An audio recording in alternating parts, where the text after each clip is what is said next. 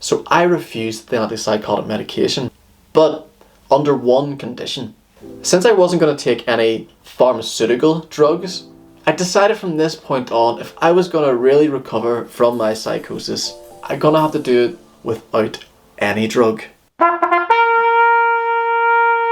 Alright, let's do this! Here's why I decided to go sober. I decided to go sober because my psychiatrist, he basically fast-tracked me into taking antipsychotic medication.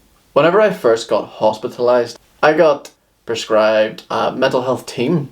So I had a load of mental health nurses that some of them came to my house, and then after that I went and visited them.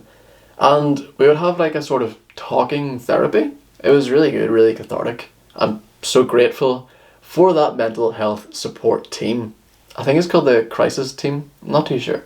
The one negative of this crisis team was that it was filled with different people. So every day I would have a different person, and every day I'd have to explain my story to them. And of course, as you can tell by me making these videos, I like to talk, and I don't like to leave out any of the wee details, because I think all of the wee details are very important. That's the artist inside of me. So I would have to explain my story every time to each one of these nurses. Every nurse told me though, because I had been smoking cannabis, that I would have to wait 30 days in order to get the cannabis out of my system before I go on any antipsychotic medication. Which is pretty reasonable, right? You want to be sober before you go on to the antipsychotic meds. I then met my psychiatrist after 2 weeks, and my psychiatrist tried to get me on the antipsychotic medication straight away. If everyone else is telling you one thing and one person tells you to do this, you're going to question that, right? I think as the Buddha says, you should question everything. I was wrong. Turns out it was Stoicism. So to backtrack there, after 2 weeks of seeing the mental health team, I met the psychiatrist. He told me to take the antipsychotic medication early. I said, let me be completely sober first. And so I met the psychiatrist again 2 weeks later, whenever all the cannabis was out of my system. Now I do go into this in more detail in my do you need to take the antipsychotic medication video, link above. So I'm not going to go into too much detail with this. However, I could tell that my psychiatrist was lying to me, and I could tell that my psychiatrist didn't know the facts about this psychotic medication. So I refused the antipsychotic medication, but under one condition. Since I wasn't going to take any pharmaceutical drugs, I decided from this point on, if I was going to really recover from my psychosis, I'm going to have to do it without any drug. So that includes recreational drugs, weed, alcohol, and it includes pharmaceutical drugs. And I decided to go sober. So, to give you a little history about me, I pretty much had rarely spent a full week sober from the age of 14.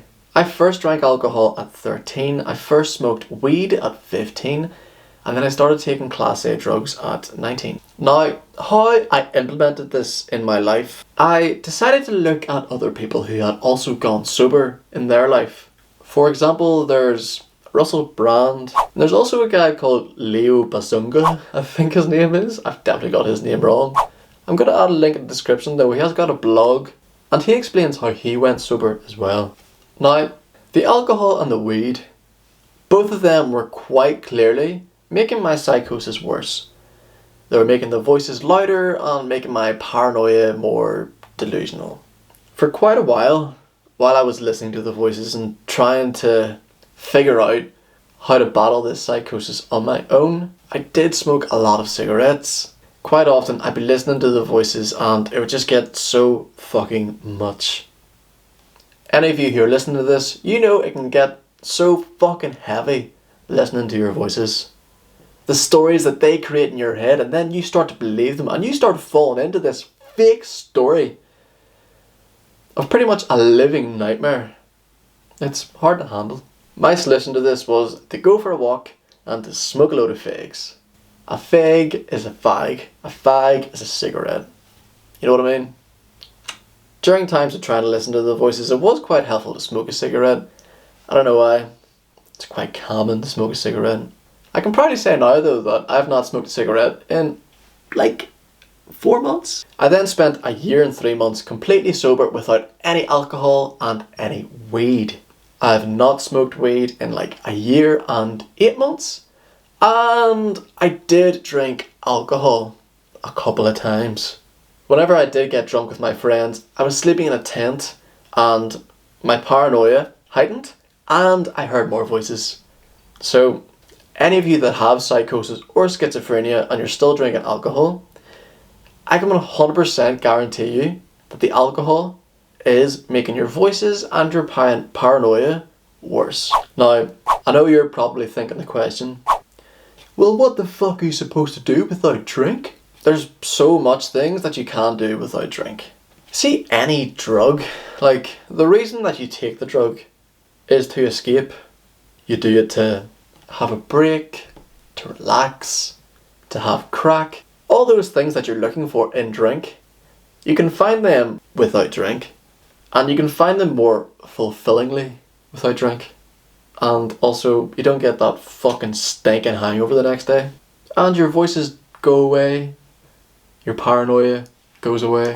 So many times I had been tempted to drink alcohol. My quickest solution to this was to have an alcohol-free drink. Thankfully, Guinness has released their alcohol-free beer and oh my fucking god, it's amazing. Ways that I managed to battle my addiction with cannabis. I know a lot of you is going to say, oh, you can't get addicted to cannabis. You can't get physically addicted to cannabis, but you can get mentally addicted to cannabis. I was smoking it every day for 5 years. If you do something every day and you become reliant on it, I classify that as an addiction. So I would say that I was addicted to cannabis. How I managed to battle that was originally through cigarettes. And then I got CBD bud and I smoked it. Finally then, how I managed to battle any other addictions was by removing myself from that environment. So all of my friends that drink weekly and smoke weed daily, I had to stop spending as much time with them. Yes, this did mean a lot more time on my own, and connection is so important in battling depression, but it has benefited me significantly by removing myself from the environment of weed and alcohol. By doing this, I've connected with new friends. I've started new hobbies.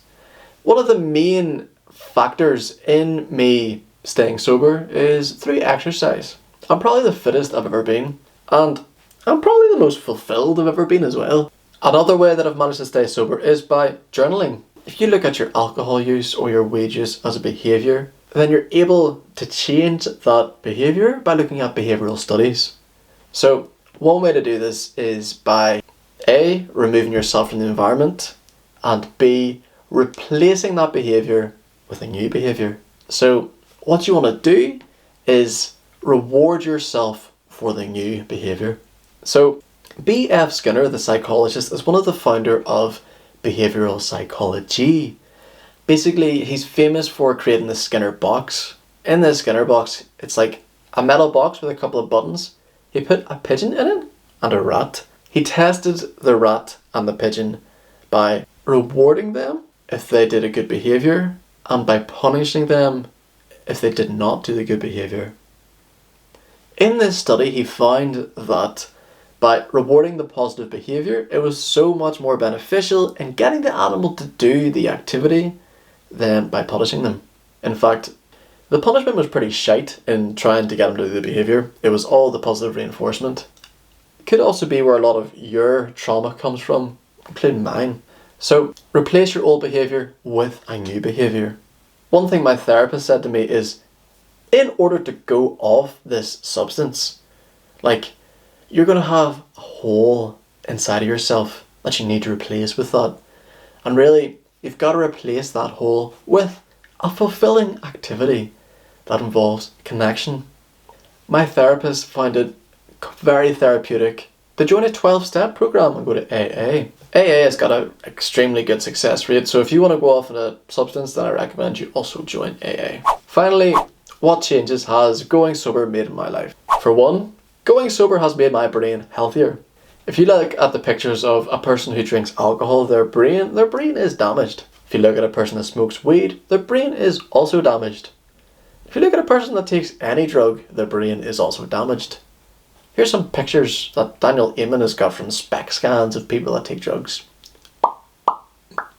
By going sober, I've been able to do more fulfilling activities. One of these activities is doing this vlog, writing the script, recording the video, and editing it. It's all something that I've learnt, and it's building more neuroplasticity inside of my head, making my brain stronger. The list is endless for the possibilities that you can do whenever you do go sober. Ironically enough, I actually did try to go sober before I developed psychosis. I did that sober January thing, and I tried to go off alcohol and weed. In fairness, going off the weed, it did mean that I smoked a lot more cigarettes, and I didn't manage to successfully go off alcohol. I did like 14 days without alcohol, and then I went to a New Year's party in Vietnam, and it would have been rude not to drink. You should see how much my thumb is shaking there, like. I've got loads of fucking anxiety inside of me for some reason. One last thing I'm going to say to you is, it's all very well me telling you how to go sober. However, the only way that you're going to go sober is if you go out there and you discover yourself from the experts how to go sober by you learning yourself. See, I can't do it for you. I had to learn it myself, and you have to learn it yourself. You're doing a good thing by watching this video because this is the first step into learning it. Now, it's time for a question for you leprechauns. Have you found being sober beneficial for your psychosis? Or are you struggling to stay sober? Write your answers down in the comment section and I will get back to you. Thank you so much for listening, leprechauns. Namaste.